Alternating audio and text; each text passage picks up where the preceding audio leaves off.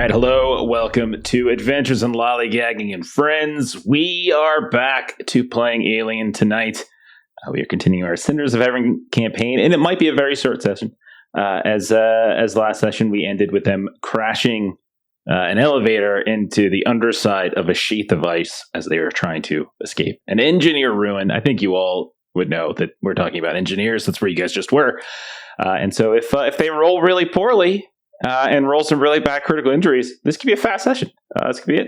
But we have had some abrupt endings to Cinders of Heaven's chapter before. We've blown up a ship. I think Chuck and Melissa turned into like Ents from Lord of the Rings at one point or something. It was I don't know. I don't remember what that was. But hey, all those things could happen. But we'll find out here in a minute. Yeah. I want to say a quick shout out to a couple people because I just came back from Gen Con. I'm really tired. And to Paul and the person who was standing next to Paul, who I couldn't read your name tag because your beard was too long. Trim your beard. Thanks for saying you like Alien. Really do appreciate it. That's awesome. And to the tiny, really like 5 foot tall woman with way too much energy for day 4 of Gen Con yelling at me in the middle of the show hall. Also, thank you. You scared me and you made the people around me very question what the hell you were talking about when you were talking about gagging. So that's great. Anyhow, it was really fun. It was really fun. So that was very cool. But we're back. We had a lot of fun. And if you haven't already hopped into the Discord, you should, because our buddy Steven has been making a game, Huckleberry. It's officially released. You can talk all about it. You can see it. You can kind of join in some play tests and things like that as well. So if you haven't heard about that yet, hop into the Discord. You can see all that good stuff. Okay. Ready to go? We good? Ready to start? I forgot that I usually write summaries and didn't do that. So last time around, you all continued to wander around this ruin you found, this ancient alien ruin. You were sent on a task out to the western coastline by Arthur York, the head of the Seegson contingent within your New Joy colony, to investigate. Well, first, your survey area, but secondly, Geralt specifically, a carved face that was in the cliffside. You explored, you found an ancient alien ruin with all sorts of weird stuff. Most everything was dead, but there were some other weird things that you were kind of coming into contact with. Ice moved gas coming from fauna, flora and fauna. You explored about 2/3 of the ruin here or there, but there's still like maybe one big level that you didn't explore, and a couple smaller chambers that the pups couldn't get to. But over time, like you guys just were getting, antsy and wanted to get the hell out because you kind of got trapped in early on. And so as you started to explore, you went down further into the second level. You found what looked like a lift or an elevator that was somehow connected to this big vertical shaft that Michelle had found. And you all kind of took a leap of faith, hopped onto that platform, messed around with some ancient machinery, and you found yourselves traveling upward and at a decent clip. And by the time you got pretty close and started to see a little bit of light, you realized that light coming from above was actually diffused somewhat by what looks like a fairly thick sheath of ice that was over top of the very uppermost portion of that shaft that may or may not be the surface of the cliff. So we're going to start there. Like I said, very important roll. So you all can do one of two things. You are about to crash into this ice. That's going to happen no matter what. You can figure out how you want to defend yourself, and you're going to be able to roll a single check, and you're all doing it for yourselves. So you can either do a mobility test if you want to try to dive behind something. There are some little bits of machinery here and there, or you can do a stamina test if you just want to take it. So however it is that you want to do is what we're after here. Okay, so what do I want to do? Let's just do Nostromo. Okay, so we're just going to go around the horn. Scooter. Okay, you see this thing coming up. You're one of the ones who kind of understood some of the machinery of it. You're probably the one who saw that this could be an elevator shaft. And you notice now that despite the fact that there is this platform with almost like a telescope-like or a periscope-like object in the middle of it. It's moving. You can't figure out how to stop it. You're all about to crash. How does Scooter go about trying to protect himself? Well, just like how I learned with ceiling fans, you can't be afraid of them. You got to stand up to them. So I stand up and I brace my arms up over my head to protect my neck. And I'm going to just tank it. I want to do stamina. Okay, roll stamina. As you just kind of put your hands above your head. Okay. It's 3 successes. Okay, very good. Michelle, how do you want to go about defending yourself as you crash into the other side of this sheath of ice? So, Michelle is going to do mobility. She's agile. She's all about kind of trying to get out the way. Okay. Go for it. Oh, very nice. 2 successes. Okay, don't forget you all can push too. The two of you, if you wanted more successes, you're welcome to push. Okay. Skeeter, how do you go about trying to defend yourself as you come crashing into this sheath of ice? Well, I mean, I respect Scooter wanting to protect his neck. Some of us are brave, some of us aren't stupid, and we try to get the fuck out the way. Okay. So I'm gonna be mobile about it. Okay, go for it. Roll your mobility.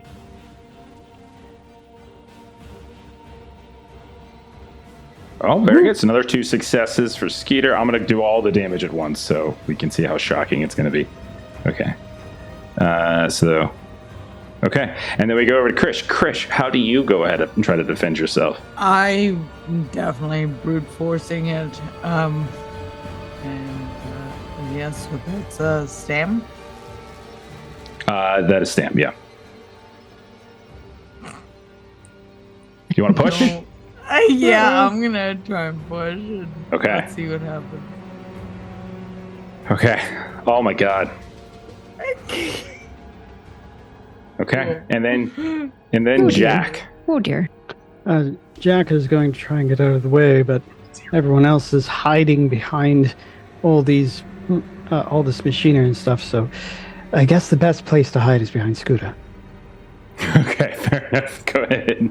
You want to dive behind him with mobility? Yes. Okay, go right ahead. I'll allow it. Really? Uh-oh.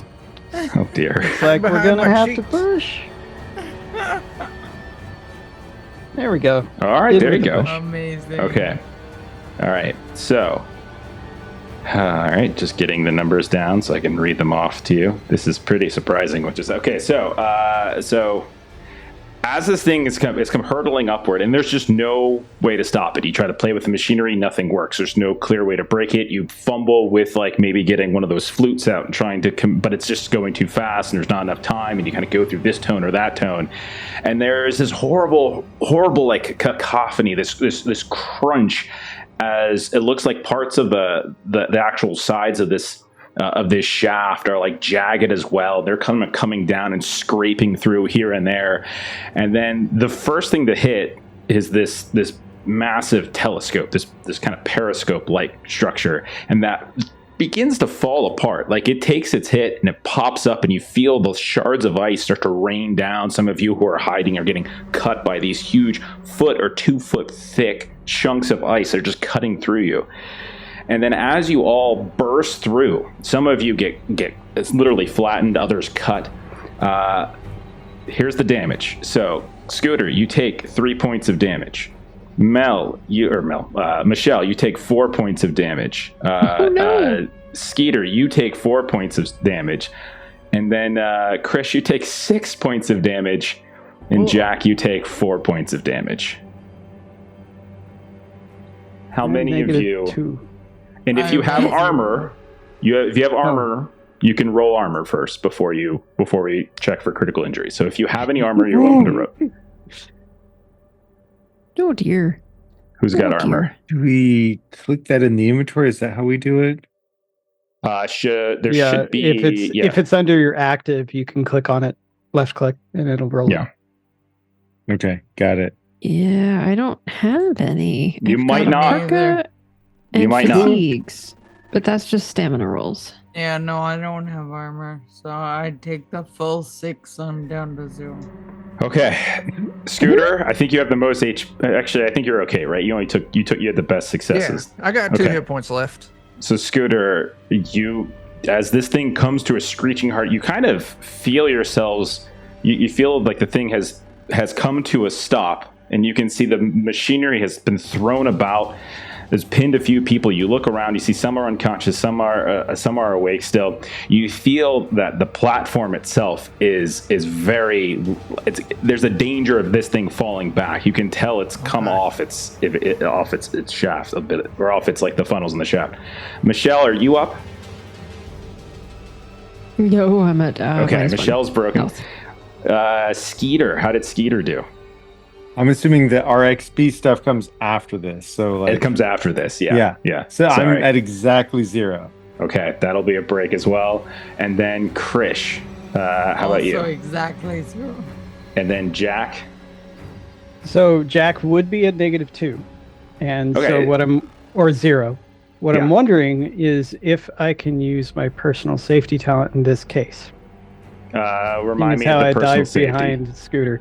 If you are attacked or otherwise end up in fatal danger, and if another PC or friendly, it just went away. Friendly NPC is within short range, you can make a manipulation roll.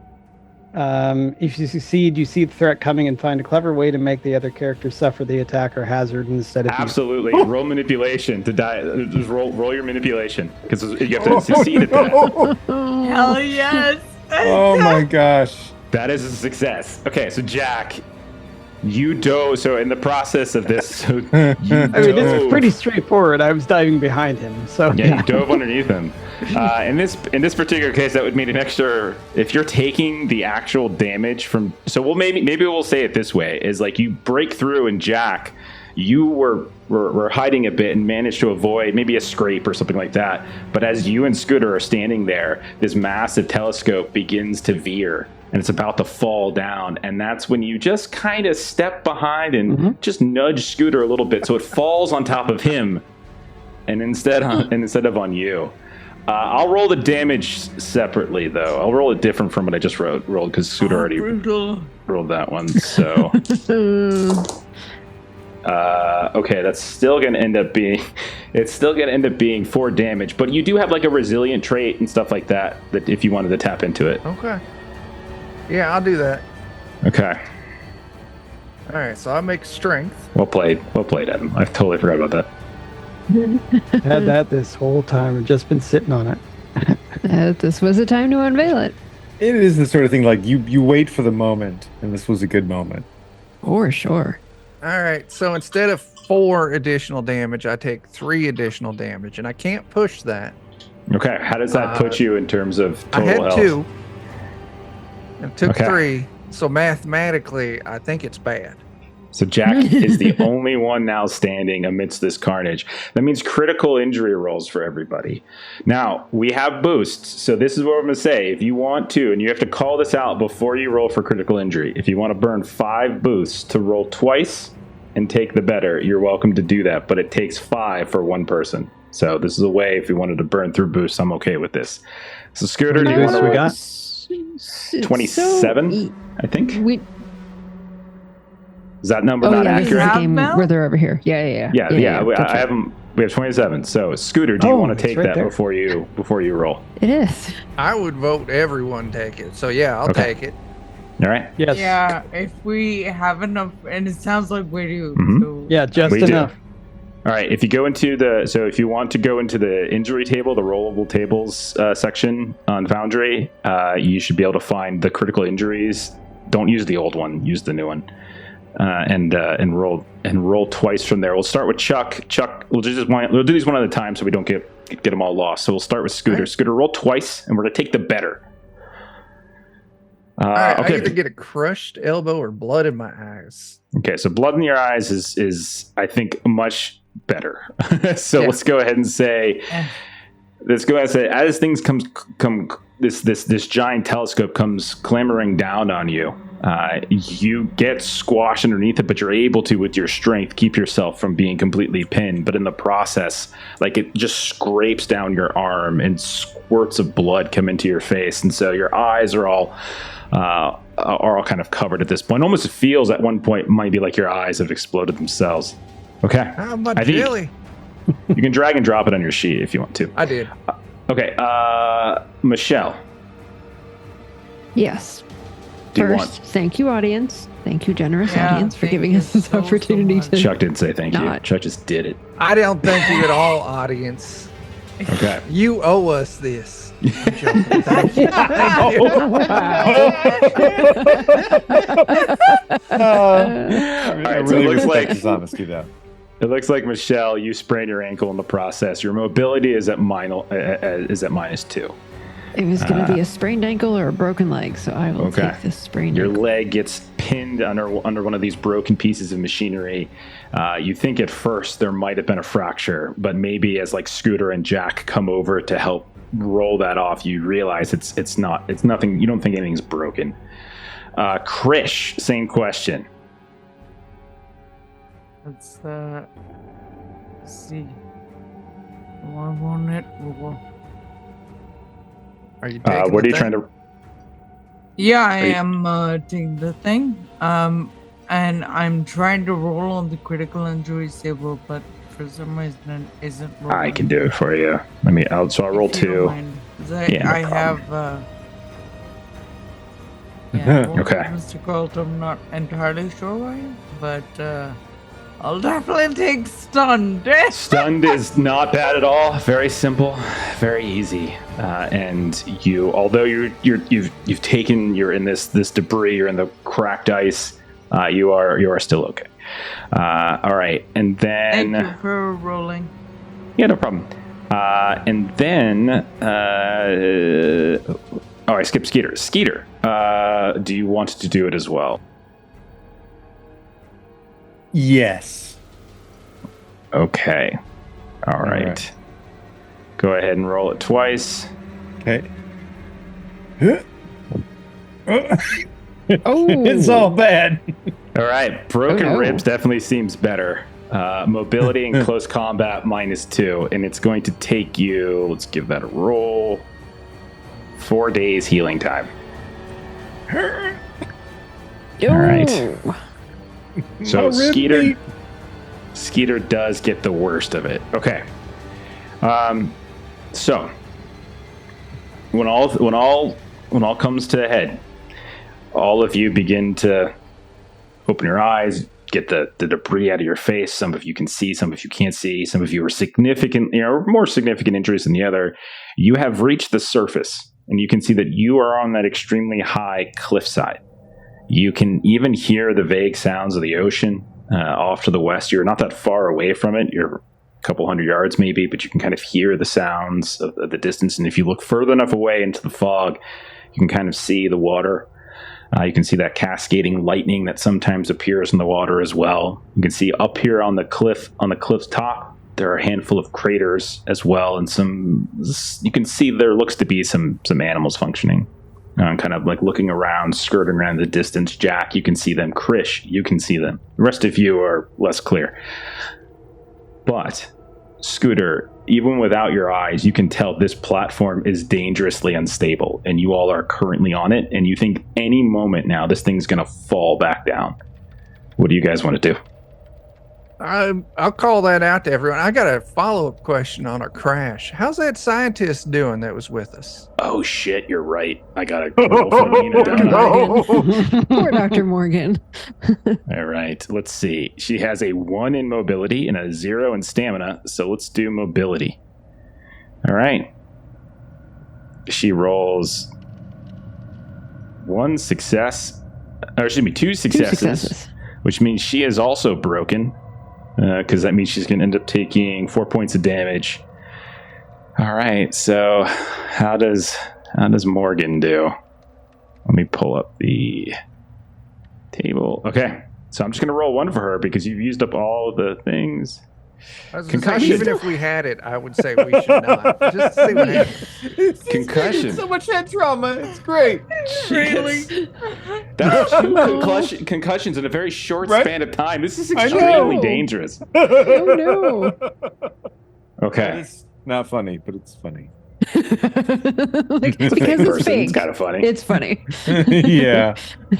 Okay. So, do you all just hurry off the platform? Yeah, I'll call out. Like, Yeah. So this thing's got the wiggle, not in the good way. So I'm gonna start moving off. Maybe help Michelle and others Okay. off. Trying. I got a bum ankle. Can you pull me over? Yeah, I please? got you. Thank you. Much appreciated. Jack will assist with getting everyone off the lift. Okay, so if I recall correctly, when you all go to 0, that means you can only really crawl. yeah. Two people Yeah. so I think 2 people are standing, right? No, Scooter, you felt you I'm went down as down. well. The only person who's not broken is Jack. So we're gonna do it this way, Jack. Who's the first person you help off? It's going to be Michelle. Okay. All right. You managed to run. Everyone else is kind of crawling off. I'm just rolling 1-6 to see if I roll a 6, this thing's going down. So you hurriedly drag Michelle off. Okay. Who's the second person? Second one, we've got. Can I tell what's happened to people, or is this like too quick to even make a decision? I would say it's too quick to really make a Okay. decision. This is all moving pretty fast. Who else is closest to me? I'm just going to go after the closest people to me. Like the first You dove person I behind see. Scooter. So Yeah, so maybe Scooter would is be the fairly next close. one. Okay. Okay. All right. He's- Who's the third? Whoever is close. He's just trying to go for volume of Okay. people right now. We'll say Krish next. Skeeter.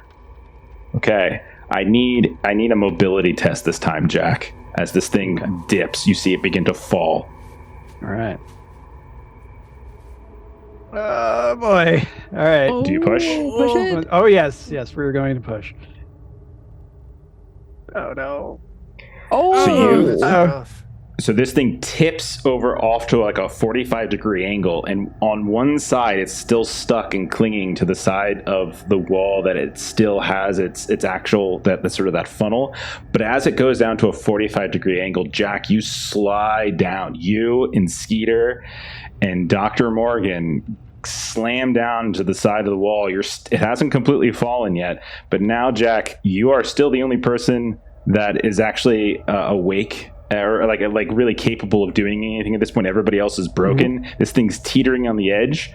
Go ahead and give me, as you're trying to like drag Skeeter up this time, give me like a stamina roll this time, as it's more of a strength thing. As now you're going up a 45-degree angle trying to get him up. It's even worse. Oh, But you do There even you better. go. There you go. 2 successes. I'll roll that success over to also let you get Morgan. It's just suddenly Jack Garrett, the guy who just dove behind Scooter to avoid damage, is like this fireman hero. He's got Morgan over one shoulder and he's dragging Skeeter behind as you pull them both up to the ledge. Within moments after that, you just hear and everything falls. And so now Crap. all of you are up on this ledge. There's this huge hole in the ground next to you. Jack, you're the only one not broken. Everyone's conscious. It doesn't look like anyone went unconscious. It's just more of like you were just kind of coming to from being critically injured. And you all will slowly over the next few minutes, over the next like 15, 20 minutes, kind of start to get some of your health back. So we can say that moving it along. What do you guys do? What do you guys do in the wake? You're just standing here. You're all alive. Some of you are suffering. What's the deal? That was Scooter. I think you said you didn't really want to get on, and you did anyway. And well, maybe you were right. But we're out. We made it up and out, and now we need to make it back down. we did. Yeah. And I, like, Adam is forgetting who is the person who was driving this whole time. The Rover? It's Skeeter. Yeah, Skeeter. it's technically his Rover. Yeah. Skeeter, are you capable of driving? Yeah, man, I'm good. If you give me the keys, I can pull it up here. And then I start to look around, and as soon as I say that, I look around and it's like, I don't know if this would be stable enough, actually. No, let's not do that. No, I'm fine, man. Just Anyone need any help walking? Because I don't know what to do at this moment. Like, it's almost like All of you are first time conscious in a and while. can talk. Yeah. Yeah. For the first time in a while, Mr. Geralt is out of ideas. I mean, the first thing I'm going to do is I'm not much good at fixing people, but I'm good at fixing things. So I'm going to try and help, make some kind of splint or something like that for Michelle. That way you can hopefully put a little bit of weight on your leg and make the trip down easier. Okay. Yeah, no roll. We'll say there's enough debris from this kind of explosion upward that you're able to get like a shard of metal or something or a beam that you can fix. It's not comfortable, but it'll do for now. You all are also welcome to stay up here and do your medical rolls. None of you are dying, but you all have injuries. So let's see. I think the only one that's going to go away super easy is Krish's because she was stunned. I think that one's just So basically, we just need to no effect. hang out here in a just to get your safe-ish HP place back for a little bit. Okay. Yeah, HP is going to regen, relatively quickly, but you all would technically need medical aid tests is essentially what's going to happen. So you can kind of do that up here. You can try to slowly crawl down, limp down, find a way down. You can certainly do that. Looking down. Oh, I'm sorry. Go ahead. Looking down the trail, how hard of a walk / climb / crawl / roll is it going to be? You don't know that there's a trail nearby. So you guys drove up the beach. So you would have to kind of find one or climb down. So you don't really know an easy way down just yet. I mean, you know an easy way down. You can hop down the hole. But other than that, you don't know a way down to the beach. You could climb. I mean, climbing down, you all, if you were all healthy, you probably could do it. It's a ragged enough cliff that you probably could do it. It's a little dangerous here and there because of the ice, but you could do it. But it is a fairly high cliff, so it is kind of dangerous. Yeah, I want to just have a seat. Okay. Yeah, why don't we just catch our breath for a couple minutes and then we can make our way down. Agreed. Thank you, Scooter. My ankle will definitely be better. Let me take a look at everyone else. And so Michelle will kind of go over to kind of everyone and do medical aid checks. Okay.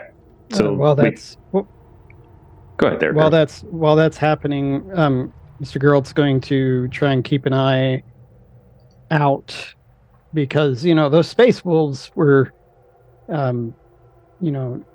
problem before, so they could be now. So he's just gonna it would be hilarious. We're all just hanging out, catching our breath, and invisible space wolf.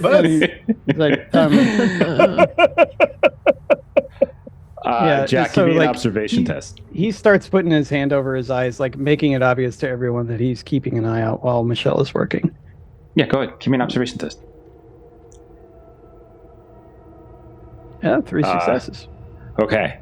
There does appear to be some in the distance to what would be the east, but the only one, they don't seem to be interested in you. They seem to be tearing into something.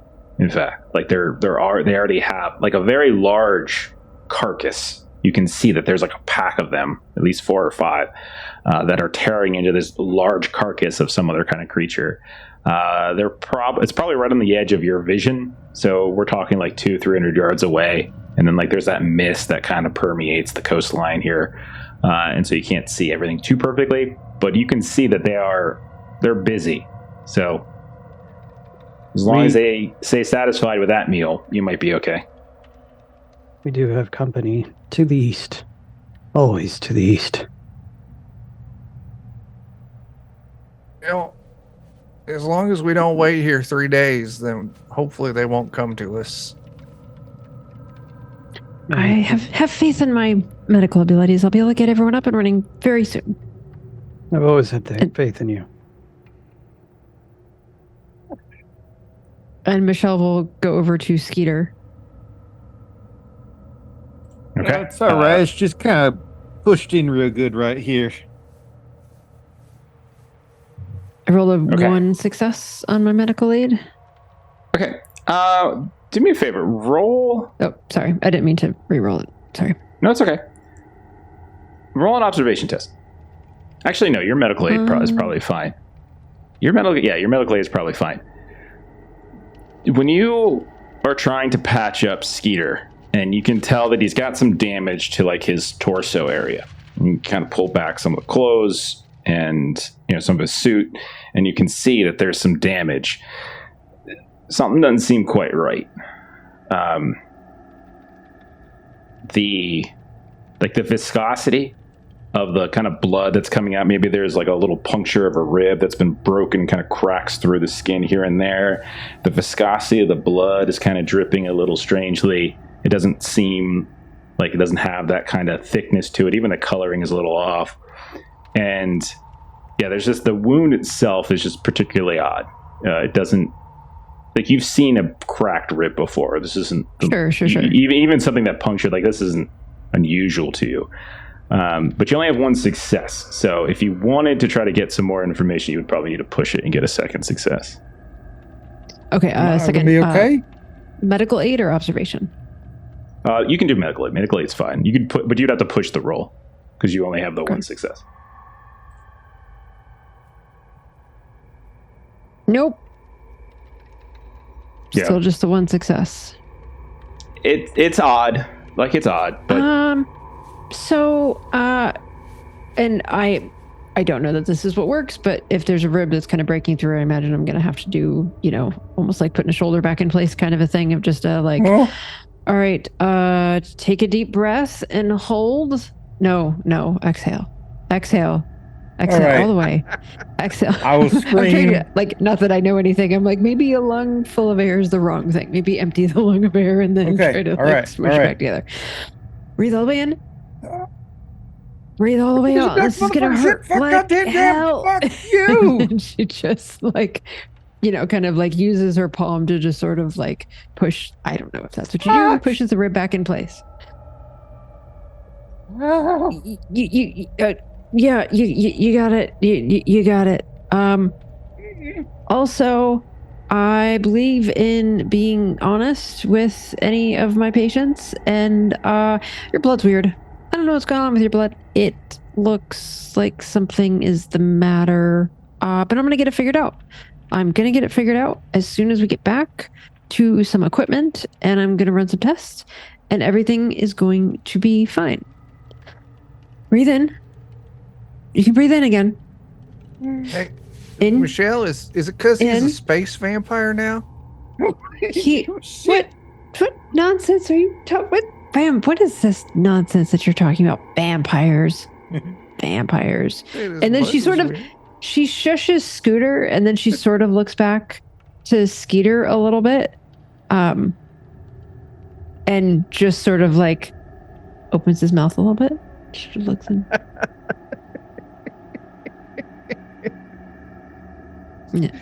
Space vampires. I said breathe. You're still holding your breath. You said Breathe. my blood is funny. I don't know what to do. It's gonna be fine. It's gonna be Do I fine. got that fucking space Figure ice it in my out. blood? What is? I don't know, but What's different about his blood? As Jack is writing in his notebook. and Michelle is going to give the most scientifically, medically unclear explanation. She could just say thick blood, but she's not going to do that. She is going to do the whole I don't even know what the fancy word is, but all of the fancy words put together of all of the things that mean thick blood, got the spelling viscosity words of for him as she toothpaste. goes. So the coagulation rate is higher. Coagulation. Yes, all of those words all put together, and she's just sort of He just writes it down word for word. You can't tell if he understands or not. and then Michelle will go over to Which Scooter? absolutely does not understand and is not hiding that she does not understand. Scooter, thank you for the splint. How are you feeling? My eyeballs hurt. He's got blood all over his face. His eyes are like, you could barely see him. You can't even tell what color eyes he has. Give us another medical aid roll. Well, this should be straightforward. Should have been straightforward. Give me a second, and then she's going to push the roll because she's going to try that again. Just don't have any like clean gauze anymore. You used it all on Skeeter. There we go. Okay. All 2 right. successes. Scooter, you can get rid of the blood in your eyes injury. So you're okay. So Skeeter, you still have your broken ribs injury, so you still have it, and your healing time is a couple days, but you're okay. Your critical injuries, so basically you're fine. Same with Scooter, your eyes are clear up. Chris, your stun has gone away. Really, the only one left to treat is Michelle. You have to treat your ankle, and that's really the only one. Everything else is either healing or has already kind of faded at this point. And then, So if you- did Dr. Morgan have? Oh, that's right. She's got a concussion. She's got a concussion. Just fix your ankle. She's got enough brains to spare. She'll be all right for a little bit. 2 Okay, so successes on my ankle. So between the crutch or whatever that Scooter gave you, and then like you're being able to make kind of fashion some kind of splint, you're able to get your ankle fixed in such a way as you think you'll be okay. Jack, you've been keeping an eye on the wolves this whole time. They haven't come over. Chris, you've kind of shaken off some of what was bothering you. You can see that like Dr. Morgan's eyes are a little bit far away, but she doesn't seem to be bleeding. The only one who seems to have suffered a lasting injury seems to be Skeeter. Like everybody else seems to like be slowly recuperating. So we'll say over the course of like an hour or so, as you guys bandage up and patch yourselves up, Jack, keeping watch, you're able to get yourselves up into like a mobile position. Do you want to search for a way down to the Rover? Okay. Yes. Who wants to I give? would say, It does. especially if there's wolves out that way, we should or- probably move. Survival would be perfect. Yeah. Yeah. If anyone wants to try to find a safe way down. Yes. Like anyone can roll, or you're looking. Anybody who wants to roll survival to find a safe way down. Looks like Skeeter's got 3. Geralt, maybe the wolves are just kind of keeping too close a watch on you, and you're just That's being a too little careful. distracted. It may have been Yeah. me, actually. I don't know why it's rolling as girl, but I just rolled survival and. Just make sure you're not clicking on the token. So that's what happens. Like if you're You roll actively survival, clicking on the Krish. token, it'll show up as that. It's up higher. Oh, got it. Sorry. You Thanks. didn't get anything though, unfortunately. Thank you. So Skeeter does though. Skeeter with 3 successes. We'll say you find one of these. You have to go a little bit further north up the cliff before you find it. You find this little switchback, and I'll say another. We'll say maybe 2 hours goes by. You're able to travel up there, take the switchback down, retrace your steps, and eventually make it back to your Rover. When you get there, you notice that your turned off and wrapped up working Joe is still in that position. Your Rover is still there. You can see that there are some of those crabs that are starting to linger, but not swarm in the great variety that you've seen elsewhere. But at this point, you guys have made it back to your Rover with some injuries, and you can see you're relatively okay though. So what's the next step? What do you guys want to do next? I say we drive home. Damn it. Agreed. And Michelle will actually work with Geralt to really make sure that we've got a thorough notes of everything that we saw in, kind of the different rooms that we went in, making sure that everything is very clear that, when we get back, we that's can fine. account for everything that we discovered. Yeah, it's And going to as- take you guys several days to get back, and we're not going to like play at it. We're just going to montage it and maybe one thing or two, and we'll kind of move our way back. But As Go ahead, Jack. you're working with Jack in you're reviewing his notes with him, you notice that almost everything that's written down about you is high praise. And everyone else. And Michelle had been a bit irritable towards. There's no Jack mention of that in the notes at all. In recent times, and so like looking at how many notes were in here, because she was thinking like, okay, maybe there's a lot going on and there weren't notes, and it was like, oh damn, no, he's been writing a whole lot of notes. But that I think helps to mend their kind of relationship a little bit with that. Okay. So, do you want to rest or anything first, or do you just get into the car or get into the Rover and just get out of Dodge as fast as possible? I'm Get out of going to recommend getting out of Dodge. I'll drive if y'all want to nap. I don't care. I'm driving. Okay. All right. So then we'll say we spend the rest of the day driving up we'll say the switchback you found. You have 3 successes. It's wide enough that with some very careful maneuvering, you can probably get the Rover up there. But it does take a little time. Go ahead and give me a piloting test, Skeeter, for getting up and kind of like for the first day's travel. So we're going to do this like in days. And so we'll sort of montage through. Okay. 1 success is totally fine. So you get up, slow going. You drive for a ways. You do find yourselves driving past somewhere where you came up, start heading back eastward.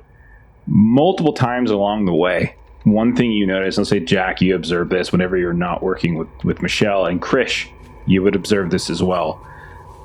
As you look outside the window, you see that there are multiple, it's almost like you're getting deja vu, because you see multiple times over the course of several hours along the way in the rocky terrain, the icy terrain, you see these packs of wolves that have surrounded what looks like a large carcass and are feasting on it.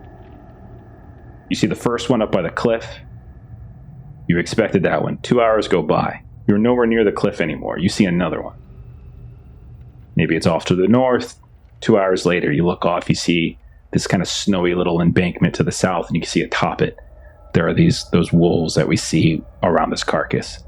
And like over the course of about maybe 5 or 6 hours, Krish and Jack, as you're looking out, you've seen maybe a dozen of these incidents, these small little packs. Like it's almost identical in what you've seen prior.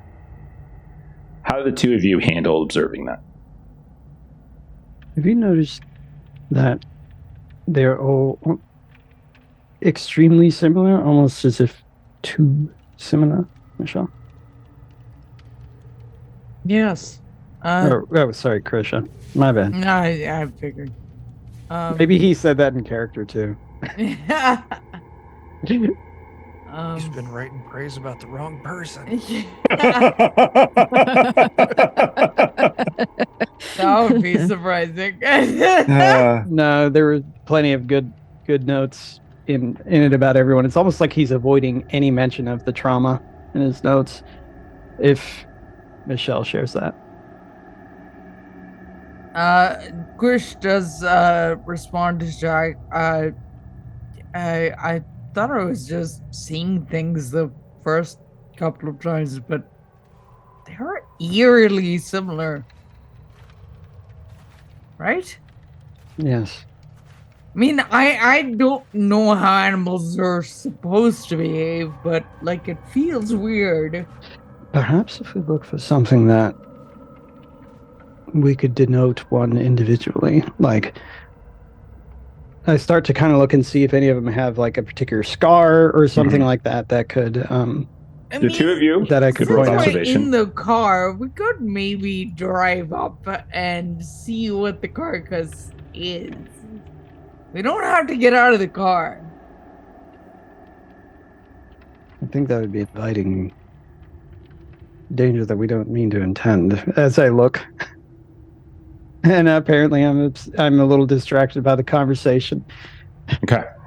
Observation. So, Krish, if you want to roll an observation from the car, you certainly can. I would say it would be a roll to try to see it. If you were to drive up and look out, there'd be no roll. But like you just get the info. But here it'd have to be a roll. So for sure. Man, I can't roll for shit today. both of you can push. It's been hours since you've been in the car, so I cleared your stress. You guys have been like basically your stress has gone back down. So But both of you are welcome to push if you want. Hang on just a moment. Can I move my health back up, or Yeah, at this point it's there's been that regen, several right? hours. You guys have been in the Rover in relative safety, so anybody who is low on health can recover their health at this point. I think Skeeter, you should still have your injury. Michelle, you might still have your injury too. I can't remember if there's a heal time on sprained ankle. You have to look it up. It's just until a medical aid roll is made, technically. Okay, so yeah, you're okay. So only Skeeter's got the lasting injury. Okay, Geralt, the one thing that you're able to notice is that like all of these like wolves, and we've gotten into the habit of calling them wolves, but they're very reptilian in some ways. Like you can see they're kind of scaled, but they have that kind of pack mentality, and they're all various shades of like white and gray and blue and like blue green and that kind of stuff. They really blend sometimes in beautifully with like the terrain. But the one thing you notice at a certain point, Jack, maybe Skeeter has to slow down and kind of curve around a patch, which allows you to get this look. You see there's one of these larger of like, you know, the equivalent of like the alpha, so to speak. You see their head comes up out of the carcass and just turns, and you see its face is sort of covered in some kind of blue-white like goo, and it's just dripping. It's just dripping from their face. And as you're watching them, you just notice like the spine, like you can see like these spikes almost begin to just start popping up, so that what was once a relatively smooth back is now this kind of like spiked back. You're not sure if it's because it's seeing you or whatever, but that's probably the one thing that you would get with that one observation test. So, I don't know what's going on, but I kind of describe it. So, it's almost like the Razorbacks. And whatever they're eating, its blood is whitish bluish. I don't think it's a working Joe, but we'd have to get closer to see. It's much too big for a working Joe. We're right here. we should. I mean, we don't have to get out of the car. Maybe the working Joes have formed themselves into a giant mech, like Voltron.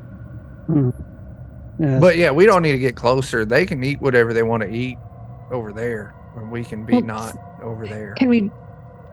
Would the speed of the Rover be such that like we would have relative lack of fear of our safety if we were just to you try definitely to get have closer safety from these creatures inside the Rover. Like that's like you wouldn't worry about that. Like that's not an issue. If you got out of the Rover, that would be an issue. Yeah. I turn to Scooter and I say, would they have enough power to run something of that mass, or would they need some form of transformers?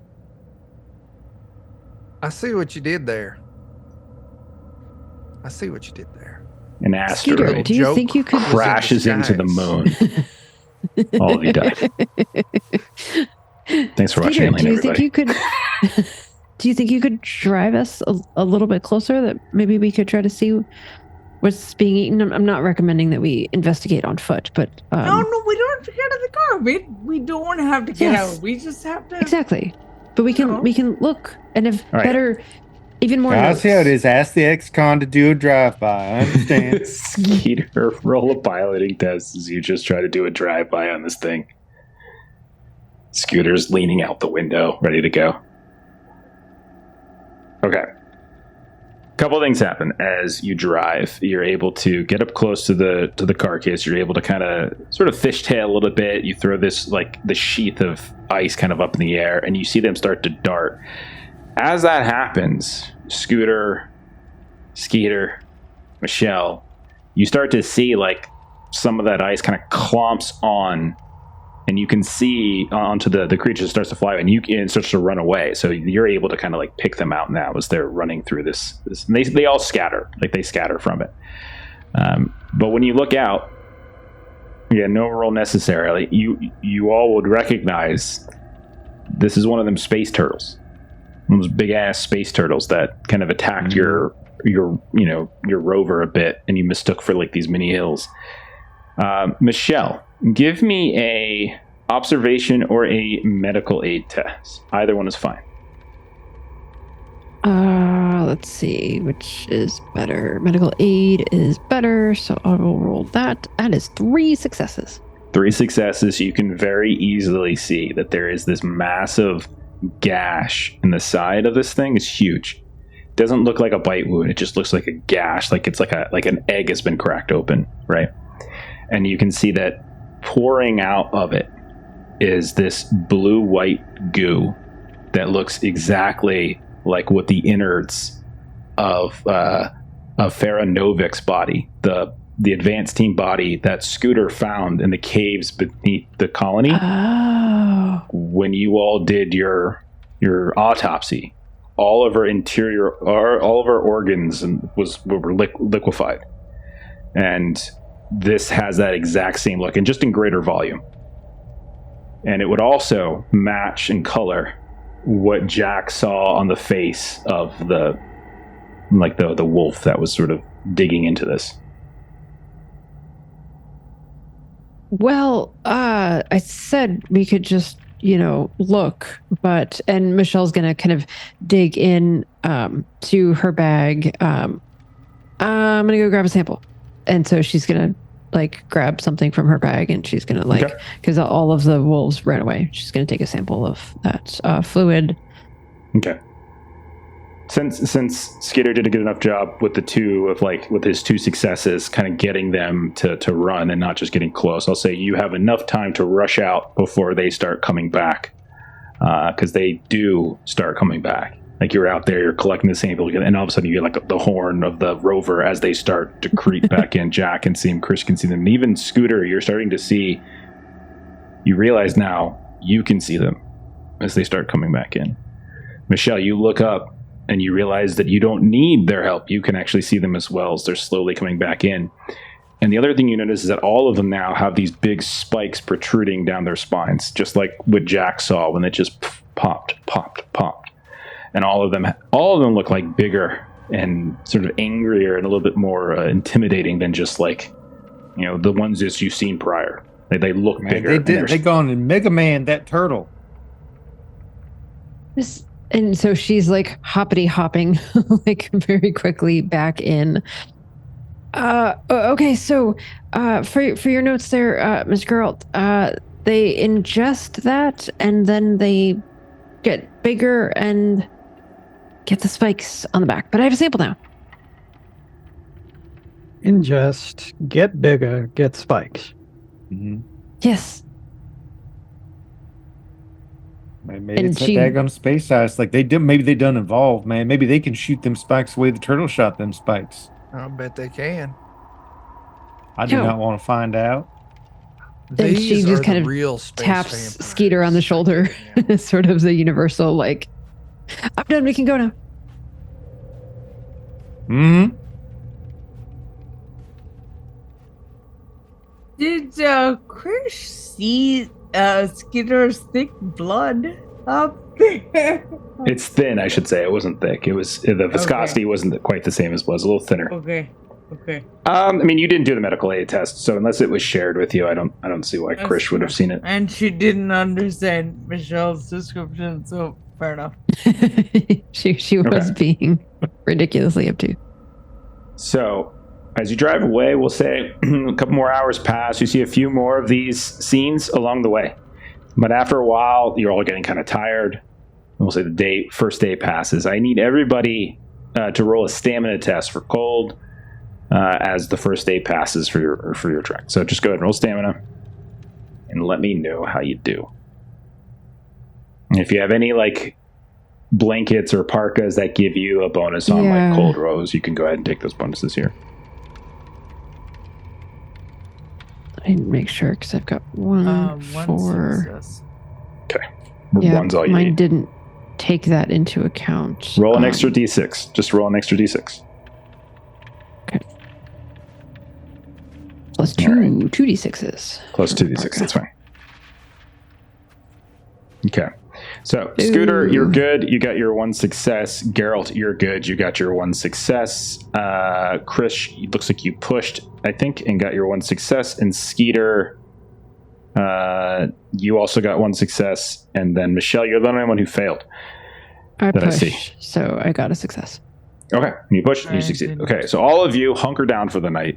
Morning comes. Remember, it's still nighttime. Or excuse me, it's still daytime. Everything's really bright here. But when you wake up, in the morning and you start moving for the day, one of the things you notice is that, well, maybe one of the reasons I woke you up is that the Rover was shaking. You quickly look to the sides. I'm sure outside of it, it was like trembling. And you look outside, and there's nothing hitting it. There's nothing pushing it. And anybody who's got any kind of sign, if you're looking just at maybe the Rover controls, there's it's almost like an earthquake, like a little mini earthquake is kind of triggered right now. What's going on? That's just Skeeter. He snores a lot when he sleeps. I don't think that's what that is. And Michelle wants to stick her face up against the outside of the Rover. She's And doing the same. You look outside, and no, you don't really see anything. It's relatively clear as far as the eye can see. You go to each one of your little port windows. You can even pull up one of the doors or whatever momentarily. You see nothing. You do see very clear signs of things shaking. A tree over there, or some ice falling off of what looks like a stump or rock. You can definitely see that there is it's subtle. It's not like some big heavy thing, but it's a very subtle, small tremor. And then it just kind of fades away, and it's kind of gone at that point. And it lasts maybe a good 30 seconds. And over that course of time, it kind of faded as it did. was there something about an earthquake or tremors when we first were going out and exploring? When we went to get... that's kind of what we experienced just before the turtles, right? Was I don't it? remember. I've slept since. Because they just kind of popped up. We were like, oh shit. Next thing you know, dragging the landmine behind the car and whatnot. I'm going to look around out the window, see if I see any real big hills walking around. Yeah. The only thing you see that would strike you as possibly being one of them space turtles is a dead carcass of a space turtle about 100 yards away. Other than that, you don't think there's any, it doesn't look like there's anything around that would qualify, but you do see a dead body of one nearby. Maybe it was that thing there done died in the night. Or we can not worry about it and just start driving real fast. I away from was here. going to say, why don't we just leave? And then something... Yep, I would love to hear more of these making that theories. tremor happen. And... While we're going that way. Yeah. All right, Skeeter. Piloting test, Skeeter, for today. See how you do. Oh, dear. Okay. Shit. Oh, That's no successes. Doesn't mean you don't go. You totally can drive. It's just a question. It's more just a progress question for me. Is how Yeah. maybe you hit I'm some bad distracted terrain. with the Yeah. whole conversation. Because what happens more than likely Also, that it's really uncomfortable in the driver's seat too with the With the whole rib ribs. thing. popping out here and there. You Push it back in every now and then. just hear there we go. And then all of a sudden you just get pushed back in. Oh God! Okay. Do you, Skeeter? You need me to come up here and pop that back in again? I got it. Exhale on 3, and she does it on 2 because Fuck you. that's what she does. Stupid doctor! You're the worst person. I don't mean it. When he's yelling, I look at him and I say, "Breathe with me." And I start breathing to her orders of exhale, exhale, exhale. Nice. You could just feel that pressure in his chest. So everyone's just Breathe spending out. the day fucking with Scooter, and that's why. Hey, that's why he can't drive. Everyone keeps poking him and talking to him. Just God damn it, people. Yeah, it's like Michelle. we're playing a You game. know how to fucking We'll breathe, test ya. okay? Michelle, give me a medical aid test. As you try to help Okay. Skeeter. And while One this is happening, success. one of the other things, are you satisfied with one? I'll push. Okay. You don't have to. I was just asking. Simple question. Following the push, 2 successes. You notice something else a little odd. As you try to pop the rib back in, the rib is very bendy. Like it's very, in a way that seems like it doesn't feel like it has the rigidity Right. of bone. Oh, well, that went in easier this time. That's Just kind of tuck it Doing your underneath it. fucking breathing, okay? You're breathing great. You're breathing great. Mr. Girl's actually got the cadence down for this. We're doing. And yesterday she said she doesn't like to lie about things, and today she's like not really gonna say anything about it. She's just like kind of looks at it, kind of like pokes at it a little bit, and just keeps her mouth shut. You're doing great. Taps him on the opposite shoulder. Doing great. We probably should have stopped the vehicle before I did that, but you're doing great. So, more times throughout the day, as the day, several hours pass over the course of the day, multiple times more of those seismic disruptions start to happen. And it causes some trouble with driving. It means you kind of go faster at certain places, go slower. You can see the ice and the earth kind of crack here and there. Some of it is intense. Some of it is very light. Everything about it, like it's all very localized. Doesn't really seem like when you look off in the distance every now and then, like maybe a couple hundred yards away, sometimes it doesn't look like things are shaking over there. It's all very odd. It's not always following you or anything like that, but you can tell that there's something a little off about it. Like any one of you have ever been on a planet that has actually had seismic activity or earthquakes or anything like that, like there's something a little bit off about it. The duration and how like the tremors kind of fade in a way. And then sometimes there's times where it happens and you speed up and you feel like you're out of it, and then you start to slow down back to a more normal speed, and within a minute or two you start to feel it again.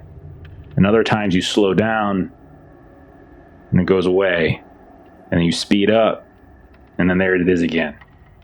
And so this happens over the course of hours and hours and hours, where you're constantly running into this trouble. You're going up these ridges, down these ridges, into these valleys. You're ice falling onto the rover.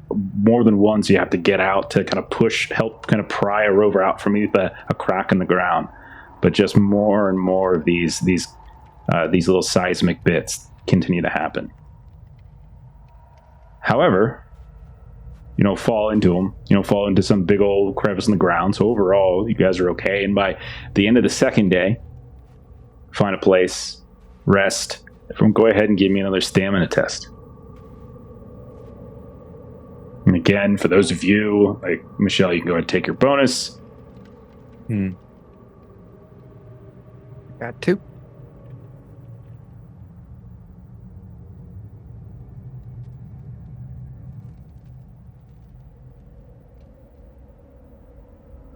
One for Krish. 3. Nice.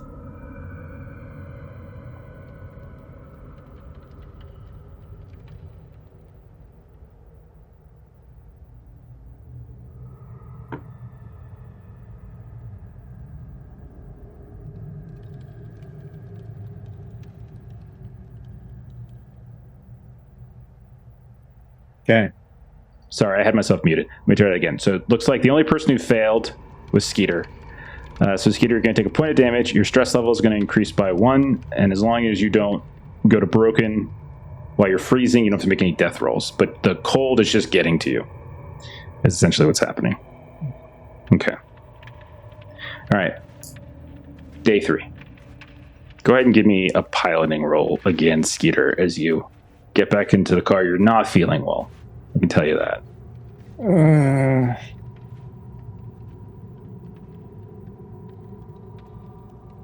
I don't care if it rains or freezes. Okay. My plastic Jesus. All right. So, what are you saying? It's a really old song. all right. Janis So, Joplin.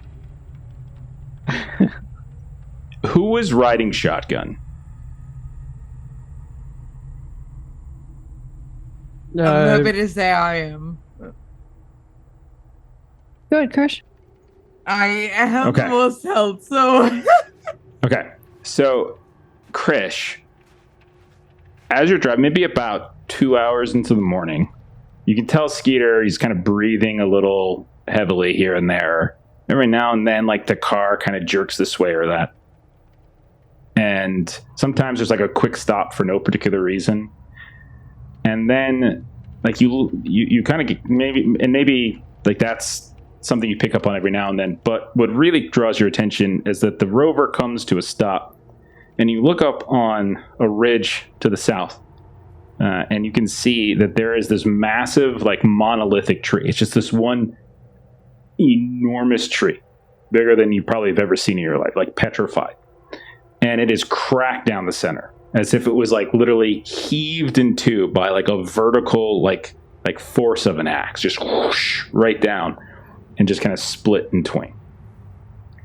And it's just kind of there hanging. One half of it is teetering over the side of this ridge that you're passing under, and it is enormous. It's like the size of a spaceship, right? And it's just hanging there. And the car and the Rover is just sort of stopped right in the shadow of that split side. Think of like a pistachio nut that just kind of gets split in the way. You want to think of it like that. And this is where we're at right now. Skeeter, maybe you should just take a minute's sick breath, but do you think maybe you want to stop in front of that tree so if we can take a look at it? I just want to get home. I just want to get done with this. I know, but the way you've been driving, we might not make it much further I'm without good. stopping for a bit. Y'all just stop telling me how to breathe. I'll be fine. I'm not telling you how to breathe.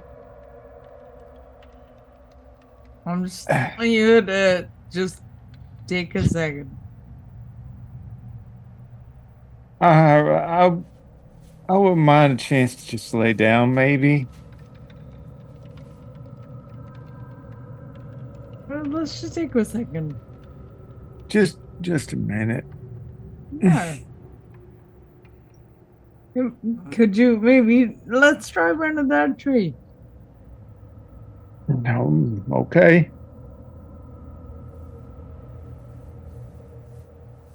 Okay. Approach So- the tree. Are you like just underneath the like the hanging part of it? Is that the idea? Just kind of like parking? Okay. So Skeeter, you lay down, take your rest. There's like a shadow over top of you all. You've got this huge chunk of this tree that's been split over top. You can hear Skeeter moaning, kind of in discomfort and pain, and then like mute, and then moaning in discomfort and pain. What's everyone doing? Oh, stop. He can sit in the back and I'll drive. You should. I mean, you guys He'll kill us stop. all. I'm good at driving. You're lying, some bitch. I'm gonna But please kick you don't in stop. that wiggly rib. I will fucking stab you. Actually, I don't have a knife. I'll shoot you with a flare. Touch I'll my try rib and- one more fucking time. I'll try and find a moment to talk to Michelle alone without the others listening. Which should be pretty easy to do because while Michelle probably should be attending to her patient, she also wants to look at the tree. So if Michelle might have kind of stepped outside the Rover if Mr. Garrett wants to follow. Yeah, he will. He'll say, Dr. O'Gwyn, Yes, Mr. Garrett? whatever is going on with Skeeta seems to be progressing.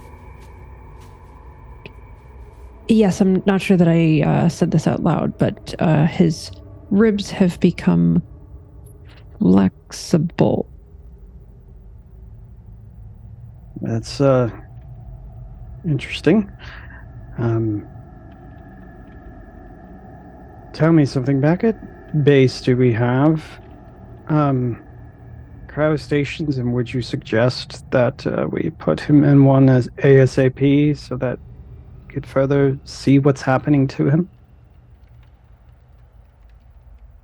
Yes, I do believe that is quite medically sound. This has progressed, whatever this is, has progressed quite a bit over the course of the last 48 hours, and doing what we can to slow down that progression is an indeed wise recommendation, Mr. Grote. Also, just to make sure that we weren't all exposed, would you be so kind as to cut my forearm and see if my blood is acting any similarly? I would be happy to take a sample of your blood. I think I can do that in a...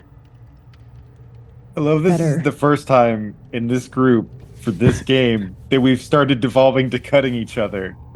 Right? It's never happened Okay. before in the least. Never. No. Melissa or Michelle, you cut Jack and his arm falls off. No, you cut Hey, the he arm. took his arm. Got the arm.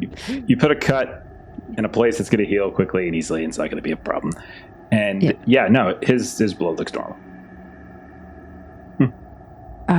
Yes, Mr. Grote, your blood is, and she kind of cuts it a little bit with some of the language. Your blood is as thick as it should be. You're fine It's for like now. thieves. Yes. Well, While your notebook is out, though, we should probably take a look at this tree and take some notes about what exactly occurred here with this. he will- documents it. Yeah. I think Krish would probably be up there because she mentioned being interested. So Krish, so as you look up, you can see Krish is kind of looking over the edge.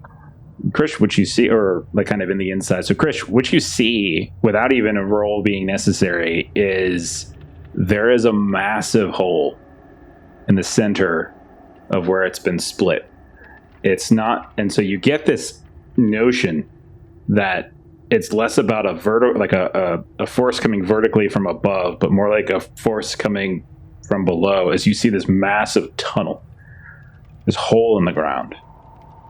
And it's a good, 30 yards or 30 feet, 40 feet across, I should say, something like that. And it goes down a ways and you just kind of start to lose sight. It looks like it goes into darkness and like there's debris and stuff. But it almost gives you this notion that something kind of ripped up through the roots of this thing and just split the tree from below.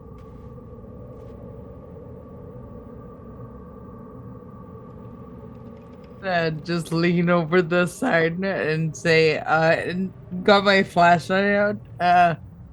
There's a tunnel down here. And Michelle didn't realize that the conversation that she and Jack were having about Skinner and was potentially for what- overheard. you- And so you Michelle's can- face just like, oh, Krish. You can think about it as much as you whatever you want, but Kush was not paying attention. You did not hear any of your conversation. You're welcome to think otherwise. So.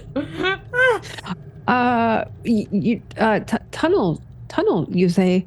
And then yeah, she sort of leans over I to thought it was Jack. like a lightning drawing, there's a strike tunnel. from the top, but I guess something burrowed from the bottom. Something large enough to split that girthy of a tree came up from the bottom?